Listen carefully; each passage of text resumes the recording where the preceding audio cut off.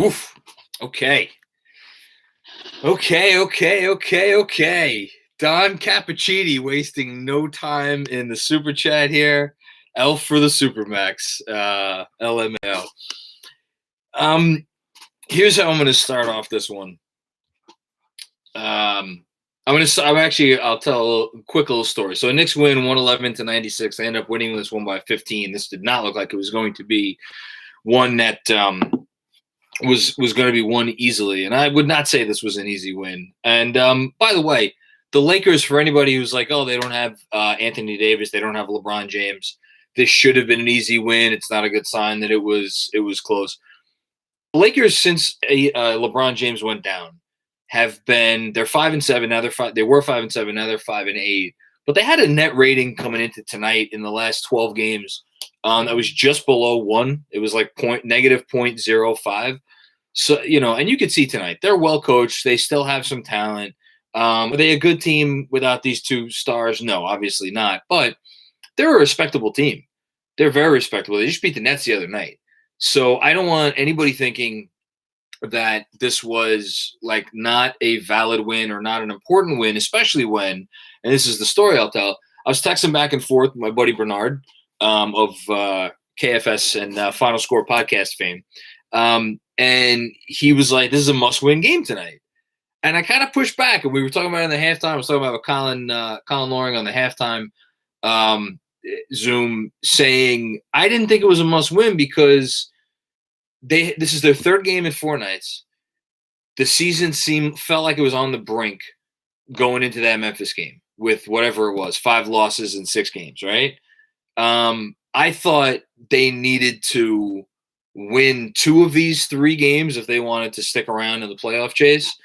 I thought the Memphis game was absolutely massive for them to get. And I thought having the 18-point lead against Toronto last night, it feels like 2 nights ago, you couldn't lose that game. This game, to me, I almost came into tonight feeling like Bernard doesn't know anything. Very funny, Chris. I almost felt like not quite gravy, but I felt like this. In terms of them like sticking around and like being, in the race to get a decent spot in the play-in game, whether it be 9, 8, 7, whatever. I didn't think tonight was a must-win. But if you want to come out and call yourself a team that is going to be in the running for a top 6 seed, and I think the Knicks would like to think of themselves as a team in the running for a top 6 seed, I do think you needed to come out and win tonight. And I think, taking it back to before the Memphis game, like for them to come out after the stretch that they had been on, when again the sky was falling, right? We were all maybe not sky was falling, but like we were all starting to prepare ourselves. I even wrote it over the weekend, like it's been a good season, but the schedule's getting tougher, and they're kind of showing who they are. They just tossed all that away. They tossed all of it away, and they came out and they took care of business in these 3 games. They won tough games. They were good in the clutch in each of these games, which is crazy to say, but they were. I'll actually have some stats in tomorrow's newsletter about how good of a clutch team they've been. It's a lot better than you think. Just a phenomenal win. Just a phenomenal win by them. A phenomenal 3-game homestand. And look, here we are. We are less than a quarter of the season to go. The 3-quarter season mark was after the Toronto game. Now we're 1 game into the final quarter, and they're a game over 500. Stevens Guillaume, I hope the Knicks fans, Knicks fan Drummond supporters watch this game. Got outplayed by both Taj and Noel. I was going to save the Drummond stuff because there's a lot to talk about with the Knicks tonight, but fuck it. I'll talk about it right now. And Jason M, shout out to Jason M in the super chat. Knicks win, Mavs lose. Gotta love it. Yes, anytime the Mavs lose.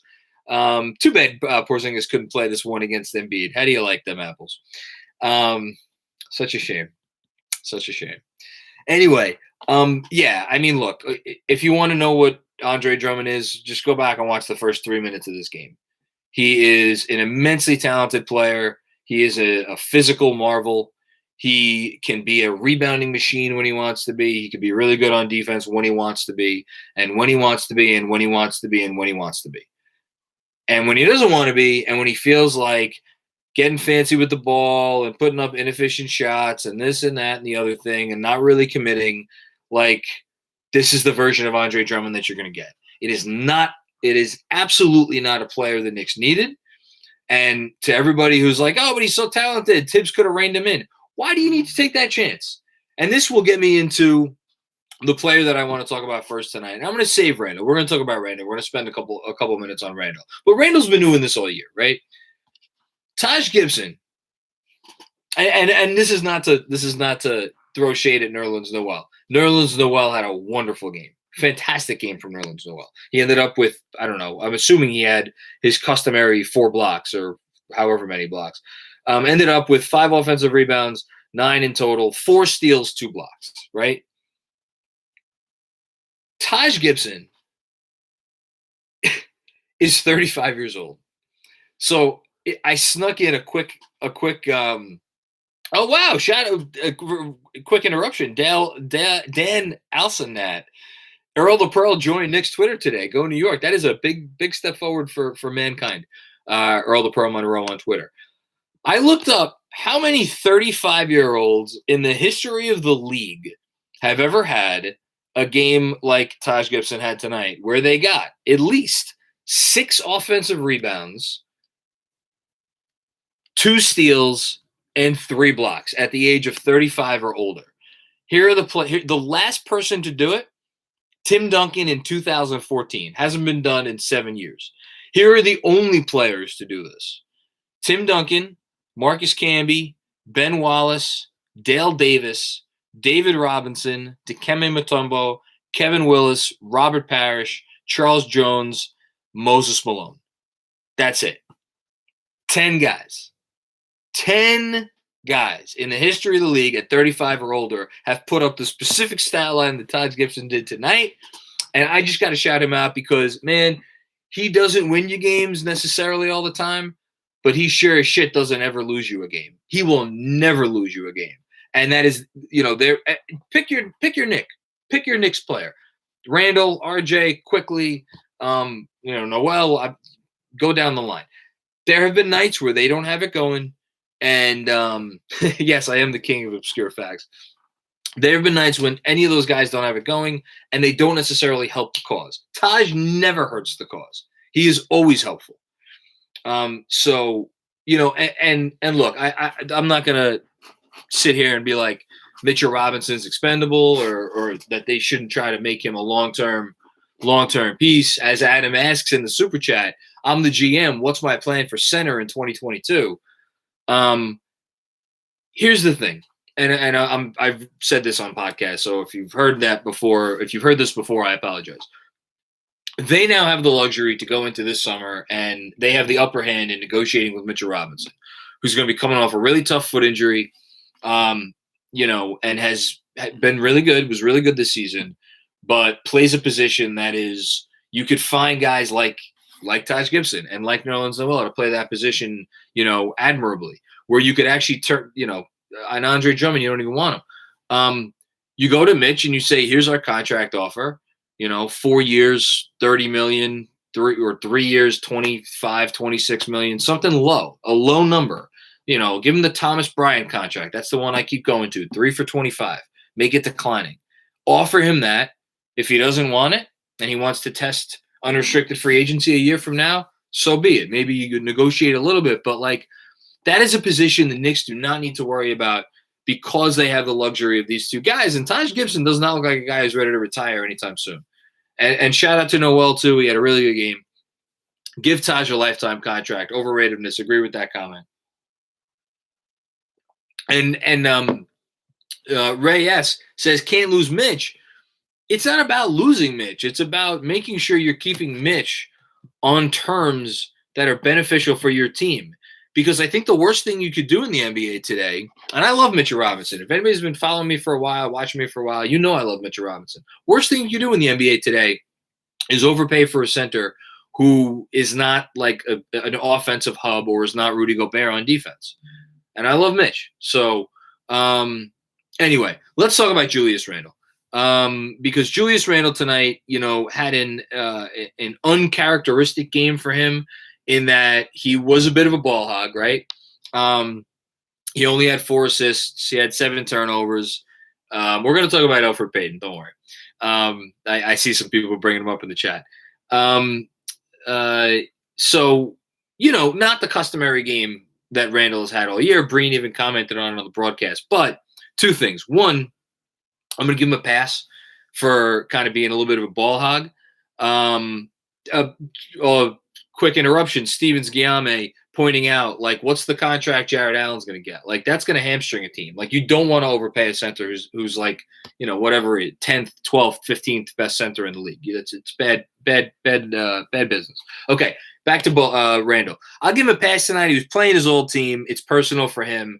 If he wanted to put up a few extra shots tonight, he's earned that right. When you're an all-star and you're playing the team that gave up on you for nothing, and let me repeat that, for nothing. They had his restricted free agency rights, and they just say goodbye. And for anybody who's like, oh, wait, no, that was the summer they got LeBron. Yeah, they got LeBron that summer, and they had oodles of cap space to spend. They did not need to get rid of Julius Randle's cap hold, as large as it was, to go sign fucking Lance Stevenson and I forget who else the hell they signed. JaVale McGee. I mean, it's like just a silly move by the Lakers. Obviously, they won the championship, so who the hell cares? But you want to talk about a guy who has a reason to have a personal vendetta against the team that drafted him. I think it's Julius Randle. Second thing I want to say about Randle is this was the third game in 4 nights, and this was the third game in 4 nights in which the Knicks had to expend every ounce of energy to win that game yesterday.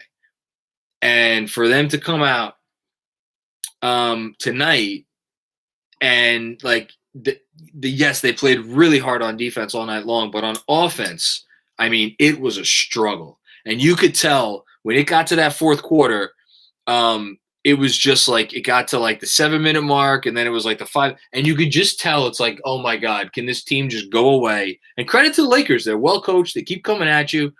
But the Knicks were just like, just let us go in the fucking locker room with this win. I think Randle knew that they were dragging, and I think Randle knew that this was going to be a tough night on offense. Playing, by the way, the best defense in the league, and their defense hasn't skipped a beat since LeBron and Anthony Davis went down. I mean, a little bit, but not really.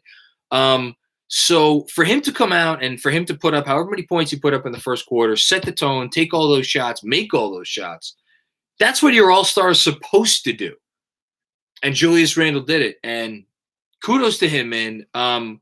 Just absolutely everything the Knicks could have needed this season and more. A couple more comments in the super chat. Tim Kim. Wow, thank God the Knicks didn't go for Drummond. Do you think that the 5-minute Lakers drought in the third quarter was the best defense the Knicks have played? You stole my thunder for tomorrow's newsletter. I'm going to point to that as the turning point of the game. I don't know if it's the best defense they've played this season because they were playing that defense against a limited offensive team. And I do think that they have had some stretches of defense this season against some pretty good offensive teams. But in terms of just kind of crossing your T's and dotting your I's on the defensive end and giving no quarter and being aggressive and smartly aggressive, it was as good a defense as they've played, for sure. Absolutely. I think that's a great comment. Jason M. in the super chat. Shout out to you, Jason. Magic said it was a mistake letting Randle walk. Yeah, it was a mistake. It was poor. The Lakers got all giddy over LeBron coming, and they completely, lost their bowels. A couple other comments in the super chat. Super chat's active tonight. Thank you guys. You guys know how much this means to us here at Knicks Film School. Do you think Randle would have been a good facilitator if the Knicks signed Hayward or Van Fleet? Here's the great part about Randle, right? Is just because you have another guy on the floor who might have the ball in his hands more, I don't think that diminishes the value of Randle. And if anything, I think it makes him a better facilitator because I think he has another option, another guy on the floor that he feels like if I pass it to this guy, this dude can make something happen. So I think, and with the shooting piece coming along with Julius, obviously this season, and I do think the shooting is real. I think what did he end up going tonight? He was 2 for 6 from 3 tonight. But we're talking about this terrible Julius Randle shooting regression. He's still hitting 31, 32% of his shots over the last 10, 11 games now. If that's a regression, and again, it's a small sample size. On the year, he is still, a 40% shooter. I think he's going to thrive if you put another playmaker around him. And if RJ progresses as a playmaker as well. ABZ718, shout out to the 718. Hey, John, who'd you rather pay this summer as a young 3-and-D wing, Taylor Horton-Tucker or Gary Trent Jr.? That's a fantastic question because Gary Trent Jr., again, wonderful game last night. Wonderful game. He is a knockdown shooter.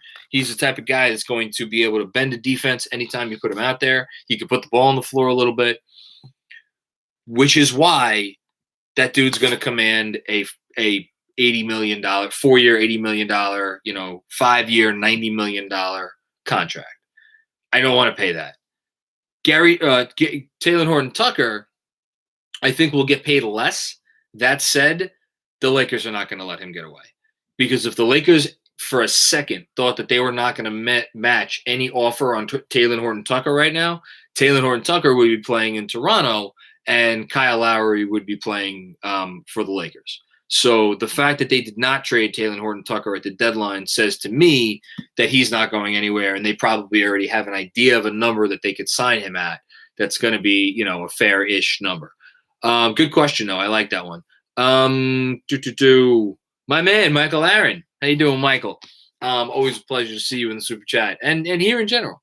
It's promising that we could still pull out a win with RJ having an off night. He was a plus 18, though. Also, I'll buy my Taj jersey if you do. Again, I've said it. I haven't bought a Knicks jersey with my own money in decades. I might have to get a Taj Gibson jersey, especially since I'm going to the game on Tuesday, so need something to wear. Look, give credit to RJ for this. And I'll speak briefly about RJ, and then we're going to talk about Payton and a couple other guys, and then there goes my light. And then I'll take some more questions. RJ last year had a lot of bad games, right? He had a lot of bad games, and he forced it, and they were bad games in a way that what he was doing, or I guess more accurately, what he was not doing, was like actively hurting the team. And that's maybe a bit of an overstatement. He was young, still learning the NBA game, but like we remember those forcing it RJ games from last year. And it just was like, man, they'd be better if he wasn't out there right now. Tonight, he wasn't hitting his shot, but he was still making every correct pass in the book. He made a bunch of nice passes tonight. He ended up with, let's see how many assists he ended up with. He ended up with only 3 assists, but he made a couple other nice passes that didn't wind up in assists. And like the shots he took tonight, they were all great shots. You were comfortable with all those shots. You don't feel like RJ Barrett ever once forced it throughout the night. All part of the maturation process for the kid. So good comment there. Harry Donut, thank you as always for your contribution. What tattoo? Manny Ortiz is asking about my tattoo on my arm. All right. My tattoo on this arm is a phoenix, which, quick story, when I was practicing law, right out of law school, I think I was sitting in a job that I did not like. And I was staring at a computer screen, and it was like 2 p.m., and my boss was gone. And I was just like, this sucks. I'm going to go get a tattoo. And I did. And that's why I got it, because I was bored at work after law school. That said, I love this tattoo. I love all my tattoos. So good question. All right. Let's talk about, yes, personal injury job, Adam. God, a past I'd like to forget. Let's talk about Alfred Payton. Can't not talk about Alfred Payton, because if I'm going to sit here and I'm going to sing RJ Barrett's praises after a 2 for 11 night, you damn well better believe I'm going to sing Alfred Payton's praises after he went 9 for 12 and scored 20 points. How many assists did he end up with? He ended up with 2 assists. Okay. Look, he is a maddening player. He is a maddening player because you see games like this. And yes, this game came against a version of Dennis Schroeder. And Dennis Schroeder is a bad defensive player to begin with. And he was hobbled tonight. So Alfred Payton pretty much had carte blanche to do what he wanted. That said, 9 for 12 is 9 for 12. And you look at stuff like tonight and you're like, my God, why is he so inefficient so much of the time? And the sad truth is that these efficient scoring games from him come once every 5 to 10 games. So I'm not going to sit here and be like, oh, Alfred Payton has turned it around. Again, it was a situation. Manny Ortiz asks, how much to get an elf tattoo? Not enough gold in Fort Knox, baby. I think my wife would probably divorce me if I got an Alfred Payton tattoo on my person. But Alfred Payton was great, and he's always. And I'm sorry, I couldn't help but laugh. And you've heard me talk about this again and again and again. The concept. I can't say it with a straight face. The concept that he is playing for his defense. That he's playing for his defense. And then you watch a play like he had in the second quarter when he's not ball watching, he's screen watching. Shout out to the halftime chat for KFS. Someone brought that up. Like, the guy has the ball right in front of him, and Dennis Schroeder, and he's looking somewhere else, and Dennis Schroeder's like, oh, you're not going to look at me? I'm just going to drive to, and Alfred Payton does shit like that every game, and it just drives you like crazy. I have no idea what he was looking at. I don't know. It's like, you can't write this shit. But listen, Alfred Payton had a really great game. So, and look, and say this, I don't know if they win that game without Alfred Payton. I really don't. And look, shout out to Derrick Rose. Derrick Rose had a nice game too. Oh God, Michael, I have to answer that question, don't I? I'm going to save it for a sec. But Derrick Rose was 5 for 9. And here's the other thing about Derrick Rose. He only played 20 minutes, and we've seen Derrick Rose tire out in the second halves of these games. He didn't have to tire out today because he only had to see the floor for 20 minutes because Alfred Payton picked up the slack. So, really good game. Anybody else, Quickly's still, it looks like, in a little bit of that slump. Burks only hit the one shot. He's been slumping too. Say this for the Knicks. They have 3 wins in a row, and Quickly and Burks have been both slumping. Quickly had the one good game against Memphis, but other than that, and they've needed those guys off the bench. They've absolutely needed those guys off the bench. So, anyway.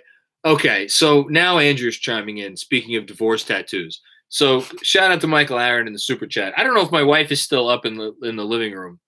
I think she went up to bed because she had a tough time putting our older one to bed tonight.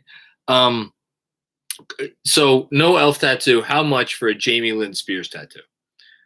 So I'm going to take more questions, but just a very quick story.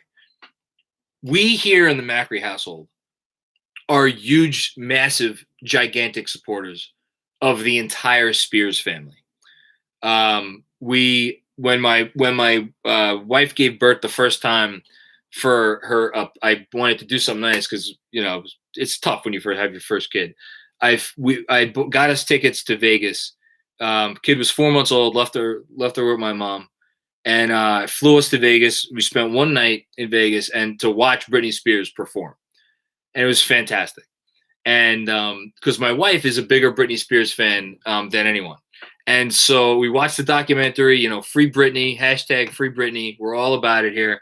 So I think actually if I were to get a Jamie Lynn Spears tattoo, I think my wife would really respect that. And, and that's why we are a happily married couple. Anyway, Delsky, hypothetical. We get Trent Jr. and Brogdon this offseason. Oh, my God. You want to get Trent Jr. and Brogdon. Would we be as good as far as cap space goes to sign a superstar next offseason? No, because Brogdon's making $20+ million.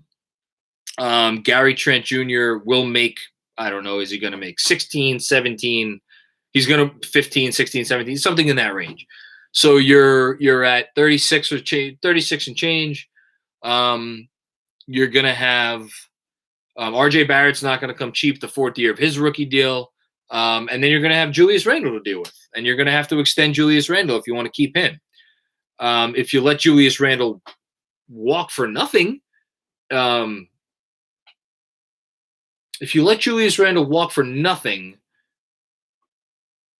you would have max cap space. Or if you did like a sign and trade or something for a superstar player.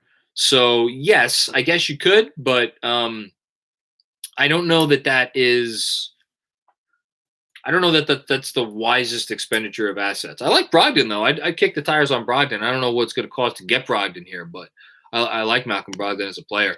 Worth his contract. Slacker Hero with a question in the super chat. Macri, what do you think the market is for players like Nerlens, Burks, and Reggie will look like next season? Great question. Really good question. I think Nerlens Noel has earned himself a 2-year contract. 2 for 15. I don't think he's getting the full mid-level. I don't think he's earned that. Alec Burks, I see the ceiling for his contract being 3 years, pretty much the full mid-level. I think Alec Burks, well, then again, he's been slumping of late. We have to see where his percentages end up at the end of the year. He's been so hot for most of the season. I think he's in that range though, or maybe like a 2 for 20, something like that, 2 for 22, something along those lines. But that's above the full mid level. So, and then Burks, Bullock. I like Reggie Bullock. Reggie Bullock is the definition of a 3-and-D wing, and it's funny because he gets slept on. And nobody's talking about him in the league, even though his 3-point percentage is up to whatever it is. I just looked at his numbers today. Above the break threes, Reggie Bullock's hitting 41% on above the break threes on decent value. He's taken 170 of those suckers and cleaning the glass. That's the number they had this season. And he's hitting over 40%. Like, again, I've said it before, you'd like to be able to upgrade that spot in terms of just getting a starting shooting guard who could do a little bit more. But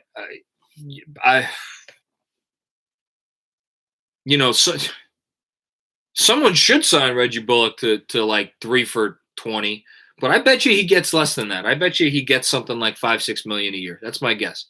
Mark Fischel, Lonzo or Lowry? Just coming right out with it, Mark. Coming out with the hard hitting questions.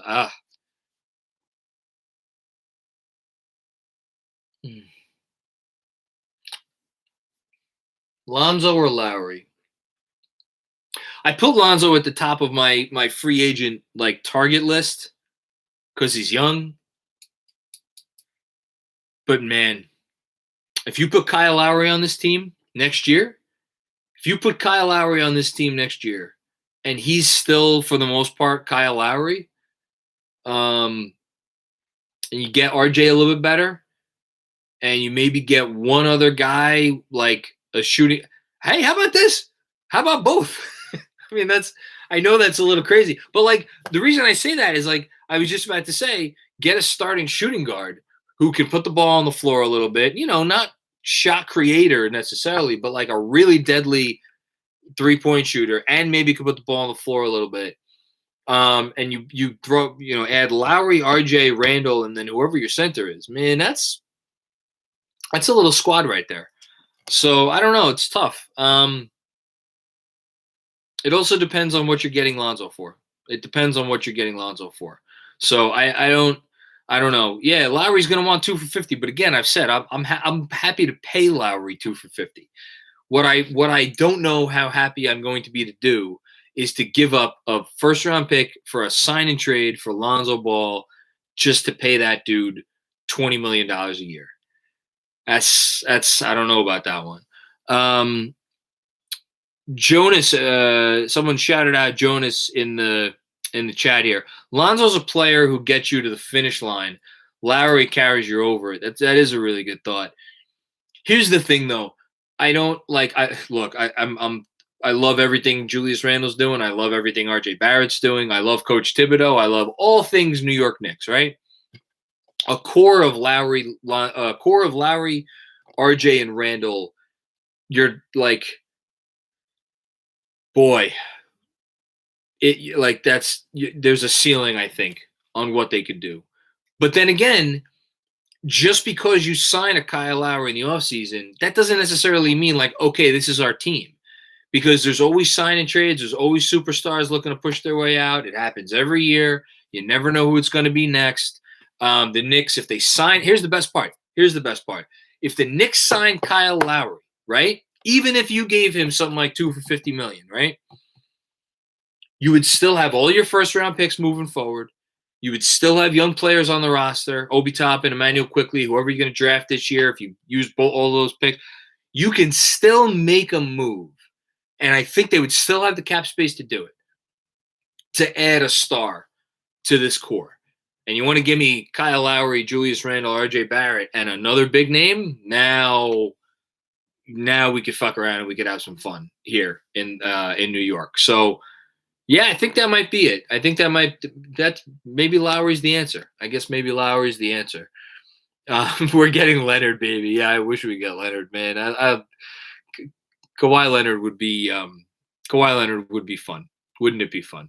Don Cappuccini with another comment in the super chat. Thank you so much, Don. You're always coming in here and contributing to the cause. We appreciate you.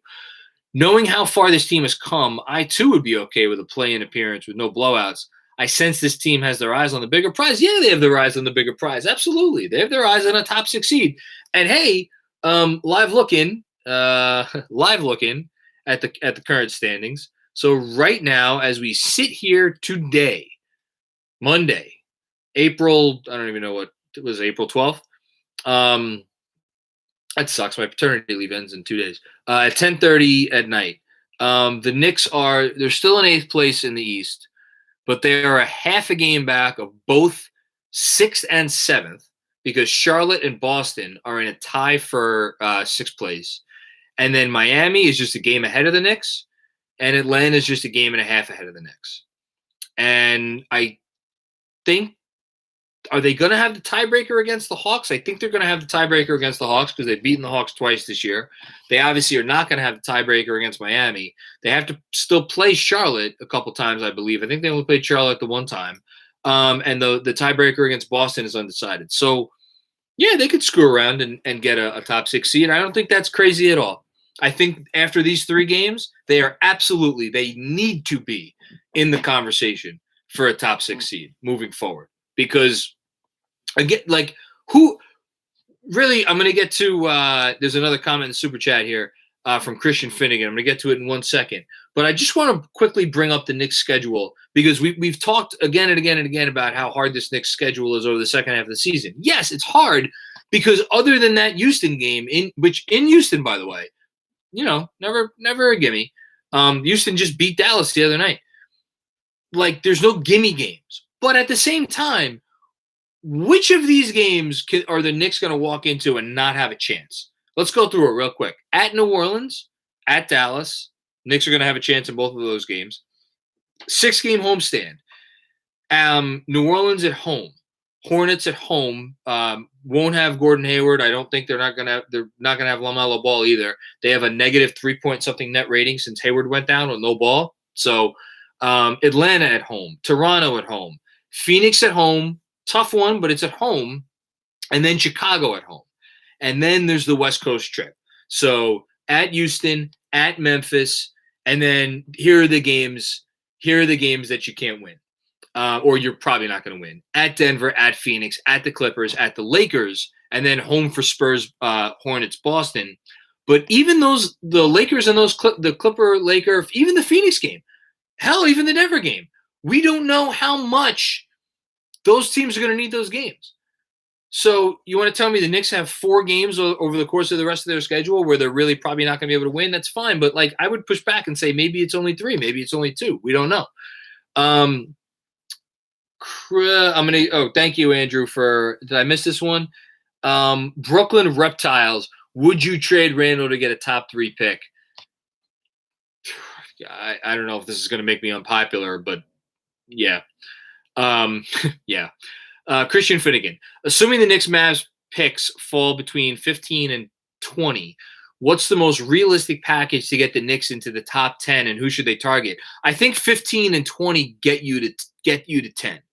Maybe it gets you to 9, maybe it gets you to 10, maybe it gets you to 8. It does not get you into the top 5. I think it probably gets you into the top 10. Maybe you need to throw in the second round or 2. It depends on where the Knicks pick ends up because, like, and where the Mavs pick ends up, because like 16 and 21 probably doesn't get you into the top 10. 14 and 20 or 14 and 19, maybe that gets you into the top 10. So it's going to depend. But again, that's what the nice thing is. They have that Pistons pick in their back pocket, which is great. Josh Arison, thank you for your contribution to the Super Chat. We appreciate you very much, really. All you guys, everybody coming in here and just like whether you're commenting or whether you're just contributing.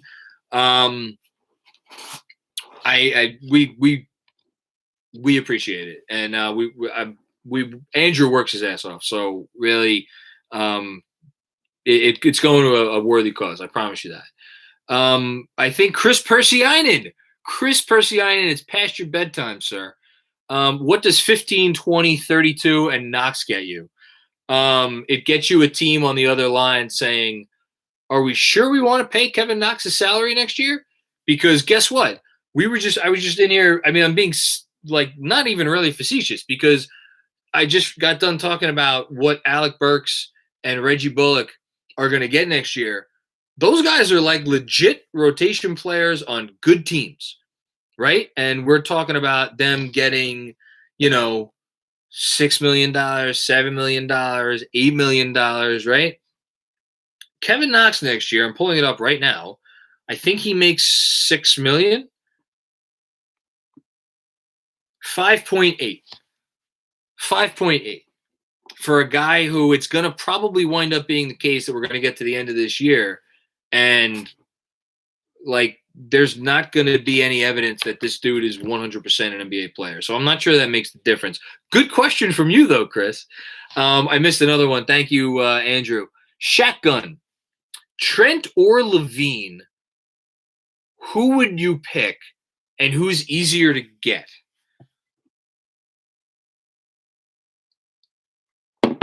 Zach LaVine, 7 days a week, or every day of the week, and twice on Sunday.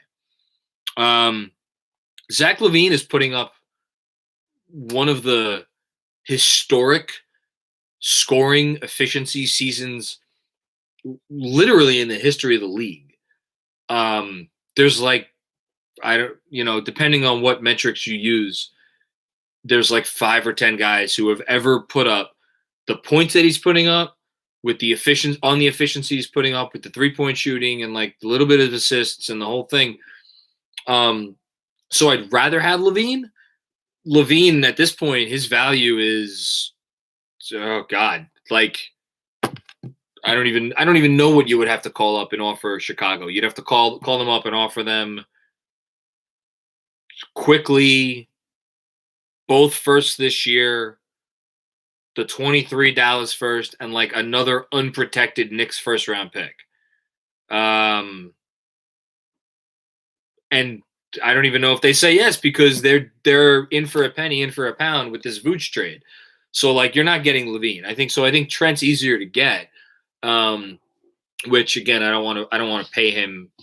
I don't want to like make a sign and trade where I have to give up a real thing in a sign and trade and then pay the guy. Okay, I think I got everything. Thank you, Andrew, for catching me up on the Super Chat comments that I have missed. Yeah, they're not going to get rid of Trent. Trent's like, again, they wouldn't. Here's the thing: the Raptors wouldn't have traded Norm Powell for Trent if they were not going to bring him back.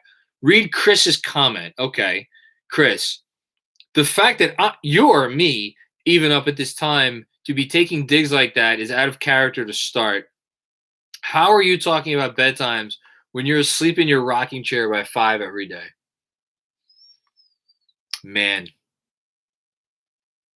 just the lack of appreciation from the youth of this country towards their elders is unsettling.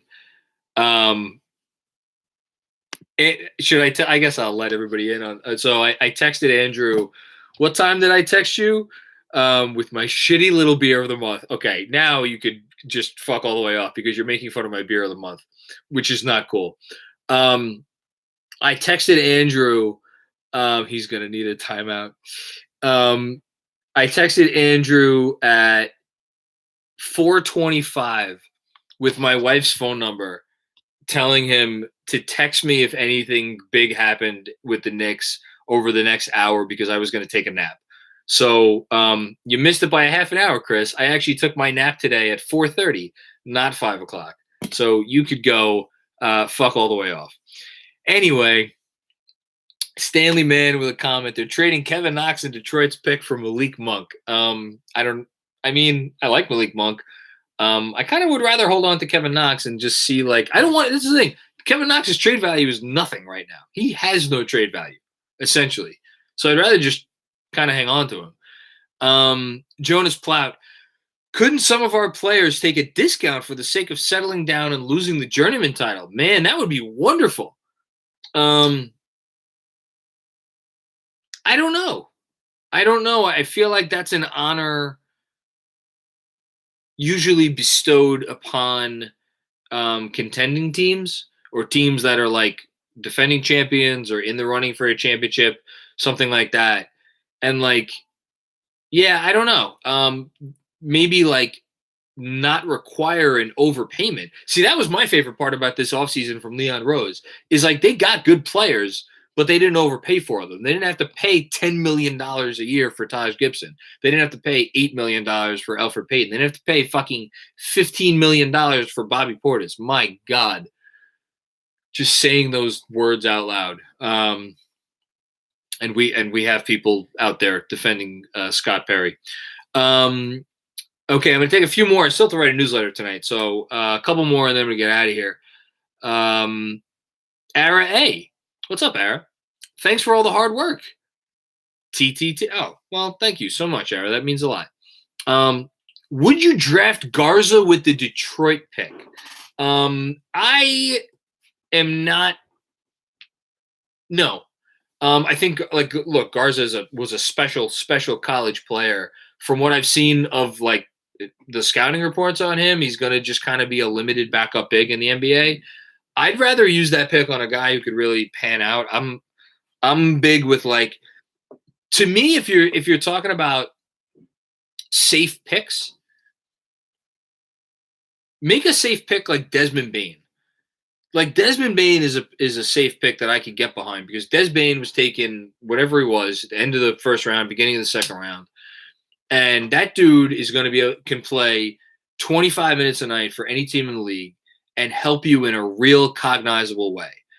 Don't spend a decent pick on a safe backup big, and that's what I think, Garza is. And Garza's a guy who you're probably not going to be able to play against certain teams because I'm assuming he's going to be pretty limited defensively. Macri, you're getting the Rodney Dangerfield. Thanks. Oh, man. Yeah, I love Rodney Dangerfield, man. Draft Trey Mann. He's a sleeper from Fan 94 Nick. Who loves him some Trey Mann is Spencer Perlman. I think he has Trey Mann in his top 10 for this draft, and I trust Spencer over fucking everybody. So, yeah, shout out to Trey Mann. Last question. This comes courtesy of my friend Andrew Claudio via text. If you read it, I have read it. Any thoughts on the article about Drew Hanlon and how Fizdale and co. didn't let RJ use the shooting form they worked on after his draft summer? Andrew, you know what you're doing here. I'm in a good mood. All positives tonight. I haven't fucking lost my shit. And now you're going to ask me a fucking question about David Fizdale?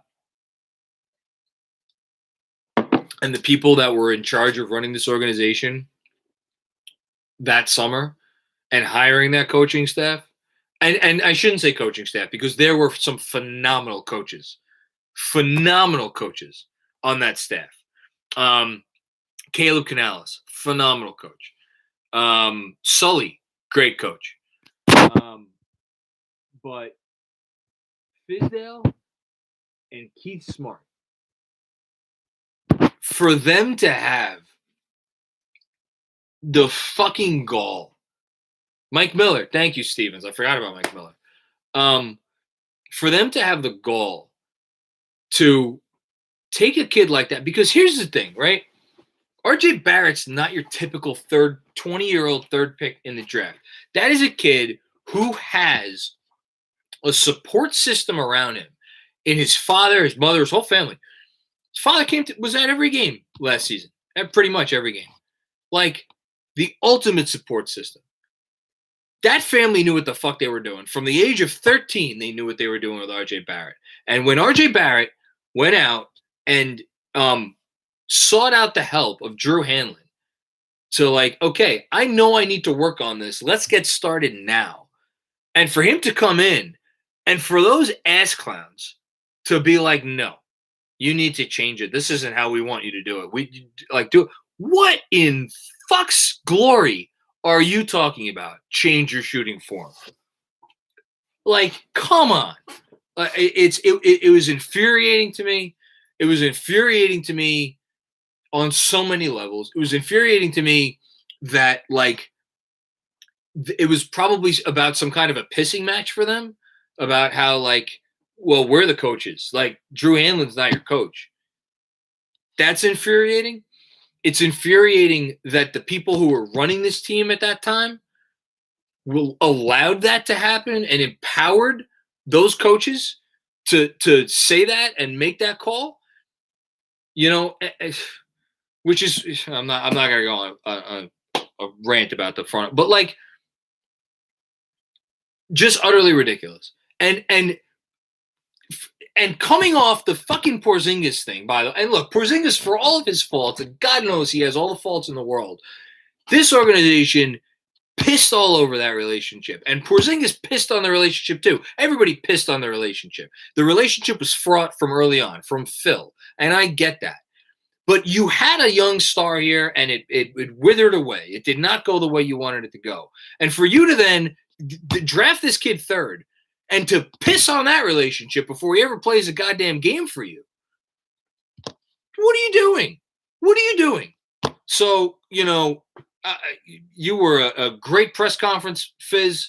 You know, I sung your praises for a long time, but fuck all the way off, man, because that's not cool that you did that. And that really pissed me off reading that article today. And I'm just happy that we have a coaching staff now that is secure enough in themselves and their own ability to coach this team and have a grip on what they're doing and leading this franchise, quite frankly, that they don't have to get into a pissing match with Drew Hanlon about RJ's shot. And they embraced it. And the front office, by the way, has a clue and knows that, like, every player has their trainer that they go to for help every summer. And they embrace it because Leon Rose has a brain. He's been around the block a few times. Anyway, so sorry about that. That did piss me off. Are there any other questions? I think good should have been KP, RJ, and Randle. Hey, listen, coulda, woulda, shoulda. Don Cappuccini with one more comment in the super chat here. Does it still surprise you how well the defense has held up without Mitch? After his first injury, you seemed unsure that they would remain as dominant, top 5 dominant. Yeah, I mean, I'm still surprised. I am surprised because Mitch teams shoot the data's there. Teams shoot a lot worse at the rim when Mitch is in there. That has been true for the first 2 years, and it was true for this year when he was on the court. And I looked up the numbers today.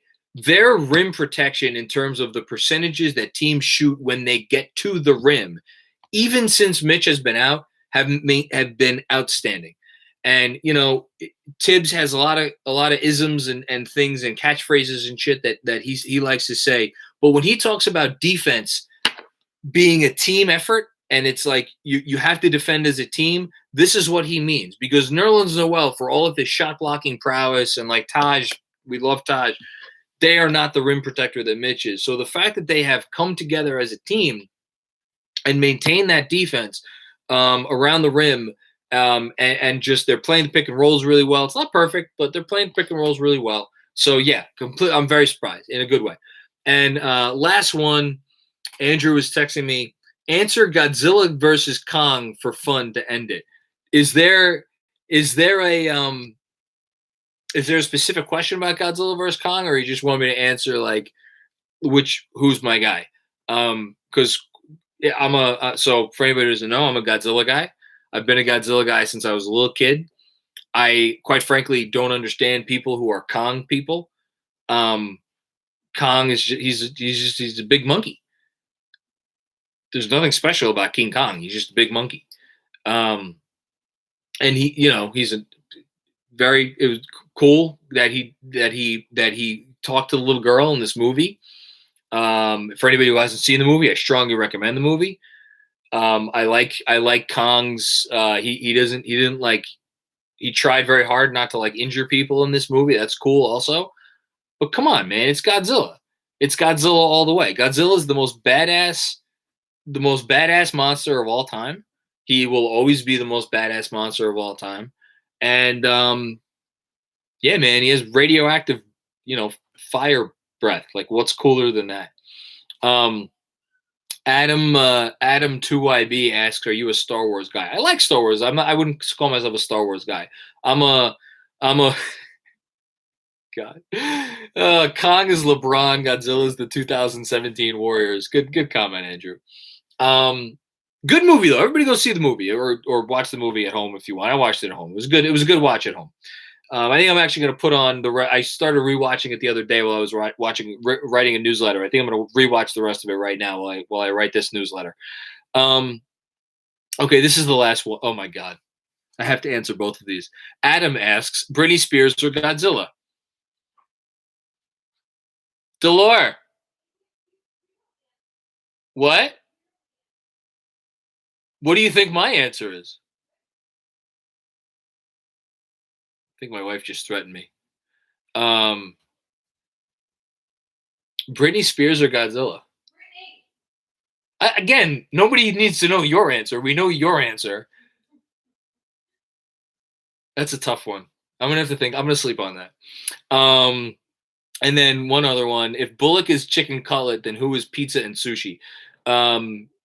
Pizza is RJ Barrett, and sushi is Emmanuel Quickly. Let's give Emmanuel Quickly sushi. Because it's like even when it's not good, actually no. Emmanuel Quickly is pizza because even when it's not good, it's helpful and good and wonderful. RJ Barrett is sushi. I'm gonna switch those two. Quickly sushi. No, sorry. Yeah, Quickly pizza. RJ sushi. Okay, that's it. I gotta go write a newsletter. This has been fun. We've gone so far off the rails. I don't even know where the rails are anymore. But I am happy to end on a happy note. And yeah, everybody come back. Join us again for another one of these bad boys on Wednesday. Don't forget to check out the Knicks Film School merch store where you can get, like a sweatshirt like this. You can get like a sticker or a mug or a t-shirt or I don't know, like pillows and shit on there. And we're going to do even more good stuff with that store moving forward. We're going to get some cool merch. We're really hoping to do something with this.